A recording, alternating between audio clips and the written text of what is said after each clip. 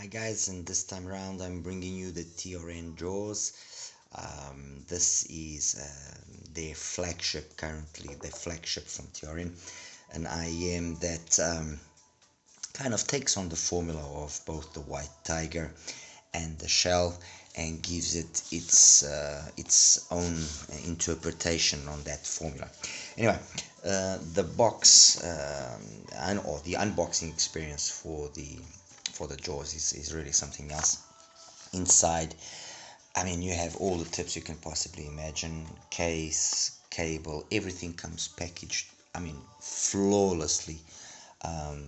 Probably one of the nicest packages I've seen from TRN, one of the nicest packages I've seen at this price point for an IEM. The case is this case that I'll be honest with you. I mean, already with the White Tiger, I wasn't really a fan of it. In the black color, it does look slightly nicer, I'm not going to deny, but I think that, you know, TRN could have given us a slightly nicer cable, considering it's case, sorry, considering it's their flagship. Brings this dongle as well, which is a nice addition to the whole accessories package. Phenomenal cable. If anything, the only thing that I can point as a nitpick is the fact that the cable is a 3.5, but that has to do with the dongle. And then the IEM itself, the shell, is a shell that we've already seen the likes of the TA3 and TA4. It's a very similar looking shell, not a full metal shell like in the case of the White Tiger or the TRN shell. And so you can actually see inside all the drivers and what's going on. Anyway, I guess in terms of what the Jaws is, I've been able to give you a kind of an idea. Now, as I was saying in the beginning, it takes on the formula that was begun here with the TRN White Tiger. And what was that formula? It's a triple driver.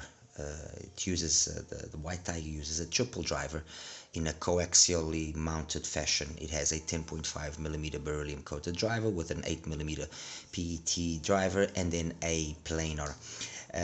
Over here it was using a three-way crossover, and those drivers then respectively were handling different parts of the frequency: the 10.5mm, the sub bass and bass duties, the 8mm, the meat and potatoes, so the mids, and then the planar, the higher frequencies, or complementing the higher frequencies. With the shell, they took that same kind of formula that they began here, and then they added a 6mm titanium driver for assisting of the higher frequencies. And truth be told, you listen to the White Tiger and you listen to the shell, and there are slight differences, not as big as you would think, and perhaps a little bit of playing around with the exchangeable nozzles will help. I'm using the blue nozzles on either one of them, if I'm not mistaken. Let me just confirm here so I don't mislead you. Sorry guys. Yes, that's the black, and this is the red. Yes, so I'm using using the blue here, and I believe on this one it's the same situation. Let me just quickly see. Yes, green actually. I think over here it's the green nozzles that I'm using on the or green O-ring nozzles. And what that does is give either one of them a nice warm type of organic sound, which I'm a really big fan of, and I've mentioned it before, both in my reviews of either one of them. I mean, both the White Tiger and the Shell are phenomenal IEMs, and the fact that they were able to offer the Shell at the same price as the White Tiger automatically makes it you know, an option which has validity. Although, and I'm going to repeat, there aren't huge differences in terms of the sound between the one and the other. You do notice, like I said, in certain instances that 6mm driver has added a little bit different tonality to the way that the highs are done, and that is down to the fact that now we have a four-way crossover here. So we have the 10.5 handling the bass and sub-bass, the 8 handling the bass and a part of the mids, the 6 handling the mids and the highs, and then complemented by the planar driver. So there is a little bit more of a polish in the way that the sound is done. And yes, the shell, ultimately here and there with specific songs, you will notice that it edges out the shell slightly. Had it been more expensive, I would have said it wouldn't make sense. Being basically the same price as the White Tiger, yes, it does make sense, and I really like the shell. It's probably one of the nicest IEMs that TRN has made, and TRN, truth be told, has of late actually blessed us with some interesting propositions. You know, the IEMs that they've been giving us. I would say at least this year, the Jaws, the Shell, the White Tiger, the ST7, the V10 Pro, the V90 Pro, the VX Pro Plus.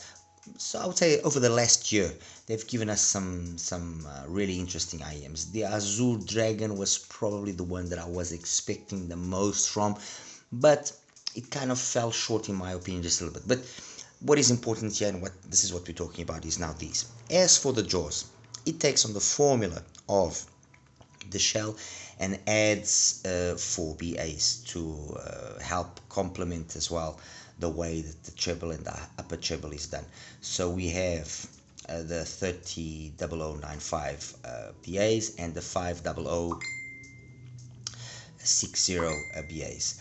They are, like I said, handling the high frequency and the upper high frequency. I don't know if that's the best way of putting it, and then complemented by the planar, sorry, the 6mm planar. And that means then that we have a 6-way crossover. Okay, we lose the adjustable nozzles, which I think is a pity. I think that TRN could have maintained the nozzles to a certain extent. That's just my opinion. So we lose the nozzles, and I guess the reason why we've lost the nozzles is because 2 of those BAs are sitting in the nozzle, and that's why they had to do away with it.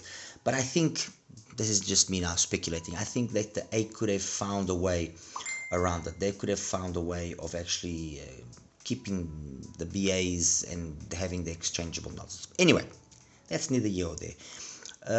What they've done is, again, divided up the frequencies over all the selection of drivers. So we have a 6-way crossover here, and you know, it's giving us a sound which I would say works upon the sound of the shell. Basically the same sort of bass, basically the same sort of mids and upper mids, a little bit of a higher gain in the initial pinna gain, but it's not anything that's in any way hindering the performance of the overall, you know, IEM. It's not making things sound excessively forward or aggressive or anything of the sort.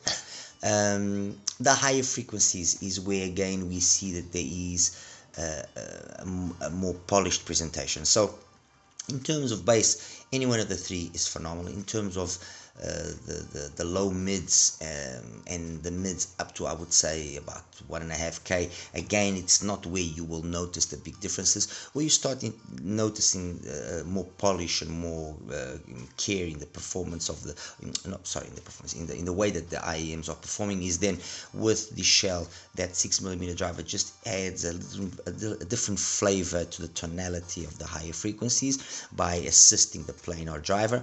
And over here we then have the BAs also assisting in that part of the frequency. Now, is the BA timbre noticeable? I would say yes and no. At lower to mid volumes, I didn't really pick up on the BA timbre, and I have to say that overall the balance that was struck and the coherence that was struck between all of the drivers was very decent, very decent, considering, you know, we've got all those drivers there, 4 BAs, then we've got 3 dynamic drivers plus the planar. So it's you know, it's a different take of a Tribrid, mind you, but you know, we do have a lot of drivers there. At higher volumes, and if care is not taken with the way the IM fits, I did notice that sometimes there was a little bit of that timbre that's associated usually with BAs coming through.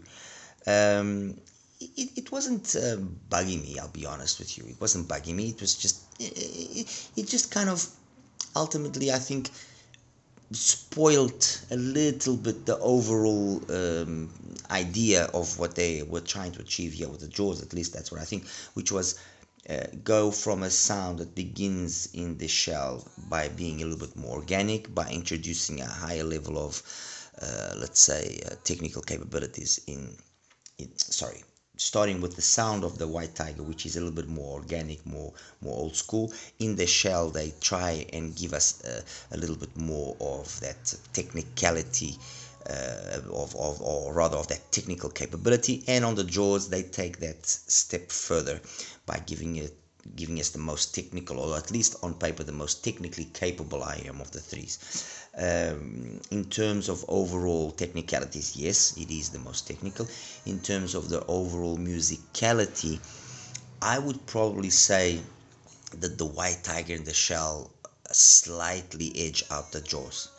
The simplicity of these two, especially of the White Tiger, I think works in its favor when it comes to the musicality part of things. But the difference between these two in that terms of musicality is very little.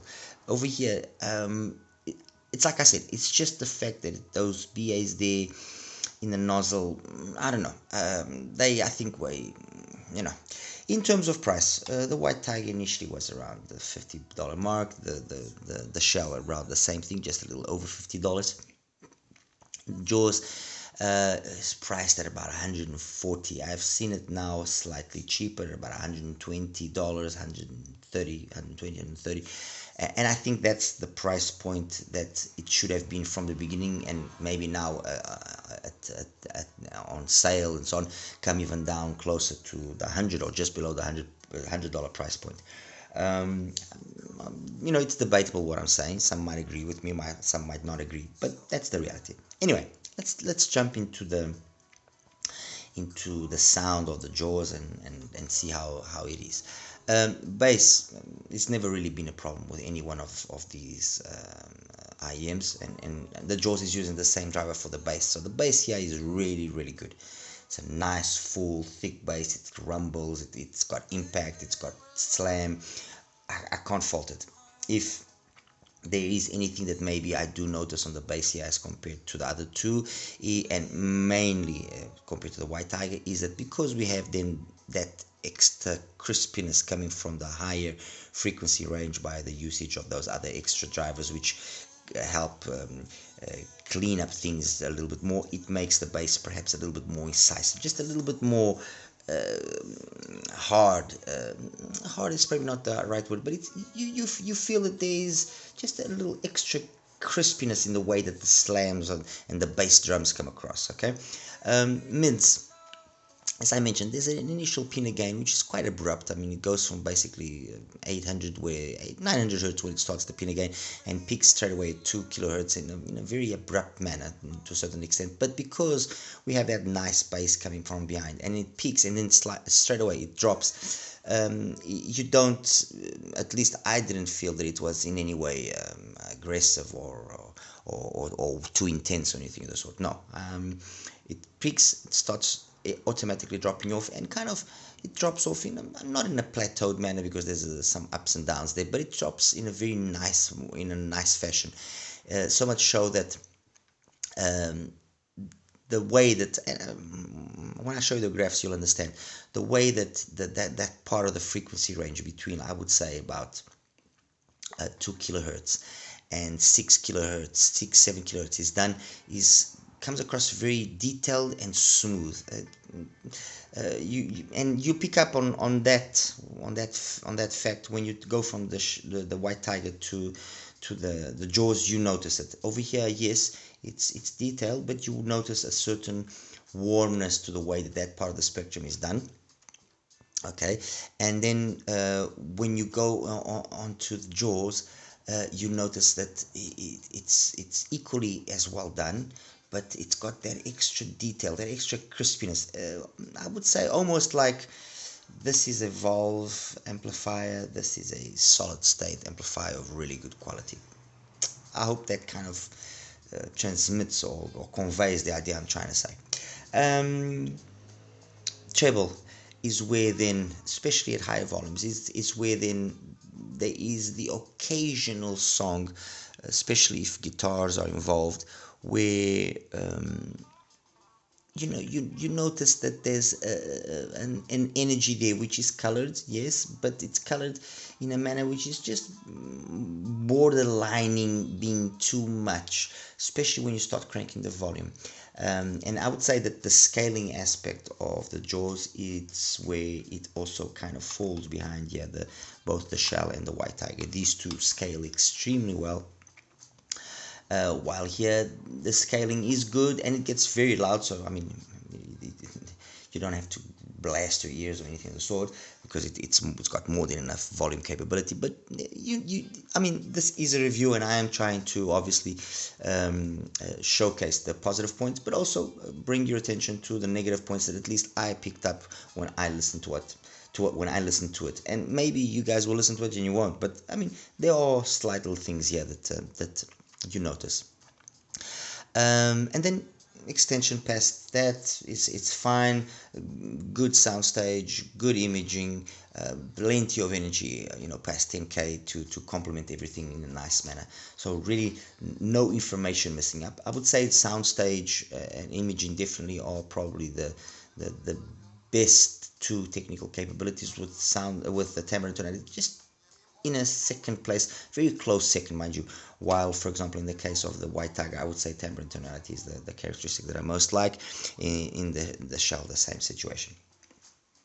And there you have it, guys. Basically, in a nutshell, that's what it is. I mean, like I said earlier, there's a definite improvement from one IEM to the other. Subtle, yes, and will be very much dependent as well on what sort of source you are using, and ultimately what music you like. But you do notice that we go from a more organic, more slightly warmer kind of sound here on the white tiger to a slightly more detailed with a little bit more treble energy, although graphically you wouldn't think that, because when I show you the graphs you'll see what I mean. But graphically, yes, there's a little bit more detail. Sound-wise, there's a little bit more detail in the treble here on the shell. It just crisps up, it just cleans up things ever so slightly. Cymbals, a little bit, that extra little energy, very nice. I mean, the shell is really very nice.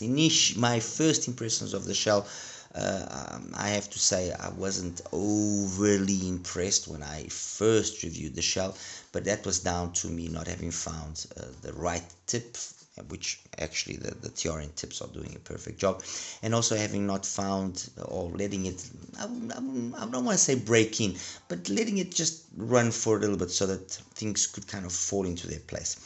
As for the jaws, there's again a slight jump as compared to the shell, a significant jump compared to the white tiger. You notice a big difference here in terms of sound. For the most part, I cannot say that there's anything that is majorly wrong. No, it does everything very well, apart from that issue of the scaling that, it could have been slightly better, but it compensates that by giving it an extra amount of crispiness, of detail, of cleanliness to the sound. And technically, like I said, it's probably the one that edges out the other two the most.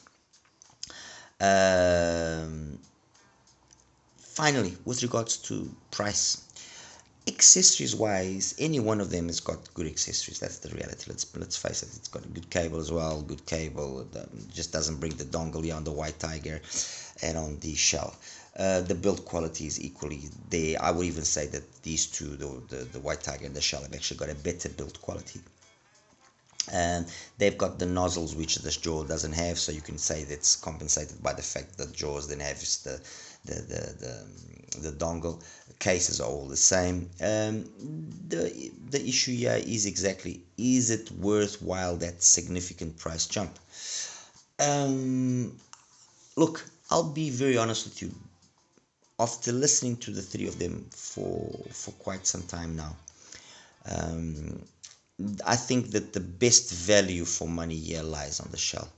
Honestly, it's the one that ticks the most right boxes, closely followed by the white tiger, and then the jaws kind of falls behind. Because why? Because if they had been able to maintain the nozzles, and if they had been able to somehow work around that issue of the BA there in the nozzles not being so scaling sensitive, then yes, then I would confidently say that this could cost the $140, $150 that initially it was costing, and that it was justified. Because it fails on those little things there, these two end up being more intelligent buys. I mean, especially now during the sales, I've seen the white tiger at $40, guys. Come on, $40. You know, this is like, it's another IM from TRN which has the same sort of high level of price to performance ratio. It's the TRN the Conch. I mean, it's got a nice cable like this. It brings the nozzles, metal build, plays phenomenally well. You can get it for $22. You know, that's really good value. Really good value. The same thing applies here with the shell. You know, around the $45 price point. I mean, there's very few IEMs truly touch it. I mean, I just did a review today that you guys might have seen, where I mentioned the CVJ Neko, and I mentioned the HC Sounds Ginkgo. I mean, the Ginkgo just gets absolutely destroyed by these two. It stands absolute no chance. Not in terms of accessories, not in terms of sound, nothing, you know. As for the Neko, yes, it costs roughly the same situation. Okay, it's a single DD, it's not a totally fair combination, but you know, the Neko has its work cut out for it. That's the reality. It's a nice sounding IM. I enjoyed listening to it. I think that they could have offered a little bit more in terms of maybe some nozzles for the IM to really justify its price or really stand out. But okay, fine, they gave us a nice driver with an unusual diaphragm material, and they gave us a limited edition and so on. Okay, fine. But all of this to say what? These two IMs are tough cookies to beat. That's the reality. They really are. As for the jaws, a nice effort. I would probably say it's the best flagship that TRN has made. The Bax Pro, the purpose or the intention or the idea was good. The fulfillment wasn't as successful, and there was a lot of driver variability. A lot of guys, I know quite a few people that got Bax, and I mean the thing didn't graph anything like it should have, which unfortunately is a problem that TRN used to have in the past. And it seems that now it's not so much. I mean, I've got three orange white tigers. They all kind of are the same situation. Goes for the shell as well. The two sets that I have, they measured the same left and right channel, and between the sets themselves. So consistency in terms of the more recent model seems to be good. As for the jaws, I'm not going to be spending money on another one, honestly. If it was something really stand out, I would probably get another set just to see if the consistency of performance was maintained. But look, it is what it is. Anyway, guys, I've been rambling here for a long time now. Let me just quickly show you the graphs and we'll wrap it up. Okay, guys, let's show now the graphs here for these IMs. I'm going to start off here with the white tiger, with the blue nozzle, which is the one that I preferred, using the TRN tips, which worked fine. As you can see, nice big bass, however, a bass which is sluggish or anything of the sort. It's got a nice speed to it. It doesn't bleed into the mids or anything significant. I mean, I would say by 300 hertz. Sorry, it's basically flat. You know, not a let's say the minimal amount of bleed that exists here. It's made up for by being very musical in the way that it does the bass. So the bass is great. It's a nice bass. It's fast. It's clean. It's detailed. Good mids. That 5-6 kilohertz area, it's a little bit downplayed so it doesn't affect or become harsh. 8 kilohertz peak, some couple of related issue there as well, and then you know, a decent amount of extension past 10k, although I don't listen, I don't hear that far out. I mean, that's like 15-16k. I listen very, I mean, I don't pick up on that as much as I would like, let's put it that way. The shell, basically the same thing, as you can see, because of the change in the crossover network. This part of the bass and so on stays basically the same. There's a little bit of a change here. Okay, we're going from a 3-way crossover to a 4-way crossover. We got that 6mm driver as well, and you do notice that the treble comes across, as I said, although graphically you would not have any indication of that. The treble just comes across a little bit more detailed, and this area here, just past 10k, there's just a little bit extra amount of air there, definitely. So, you know, definitely an improvement there. And then finally, the jaws. And let me just, okay, I hope you guys can see. Oh, let me make the jaws in red. Hopefully in red it stands out a bit more. Oh yeah, definitely, that's it. So as you can see, between the three of them, in terms of the bass, they all basically are the same. There's really no difference here in terms of the bass. They all just are kind of the same sort of performance. What then happens is, and let me just take away the other two quickly. You have that early peak here, 2K, but when we take that 100 hertz area that I like, or point that I like using, and you shoot it over, you can see that it's not a problem. And then it's slowly then drops off again, that couple related peak and extension past 10. The extension past 10, as you can see, it's an improvement over what we already had in the shell, and definitely an improvement over what we had on the White Tiger. So it's this area here from 10 to 15 that you notice that there's more information. Okay, and it's noticeable. You do notice it, especially when you're comparing it with the White Tiger. When I compare it with the shell, I notice a little bit extra cleanliness, a little bit more energy, but not as much of a difference. Otherwise, I mean, it's self-explanatory. If maybe on the shell and the White Tiger, it's kind of like a tack style bass, almost. Okay, it's got a little bit more of a tack. This one glides more, okay, but look, you don't really notice any difference. At least I didn't. Bass again is very well done, very well executed, because of the way that this upper part now is done in terms of frequency. It does help clean up the bass and make it a little bit more incisive, a little bit cleaner, and further enhance that what I mentioned earlier, which was we are going from a more organic type of bass presentation, which is still very high quality on the White Tiger, to a slightly cleaner and then much cleaner, yeah, in the jaws. So there's definitely an improvement there when it comes to the bass, although they look very similar, and that improvement is, like I said, in the way that the bass comes across, just extra more incisive, just extra more clean. And then mids, upper mids and treble, very nicely done. I mean, you wouldn't really falter it by looking at it easier. It's just, like I said, when you start wanting to push the volume, it doesn't scale as nicely as the shell, or as nicely as the White Tiger.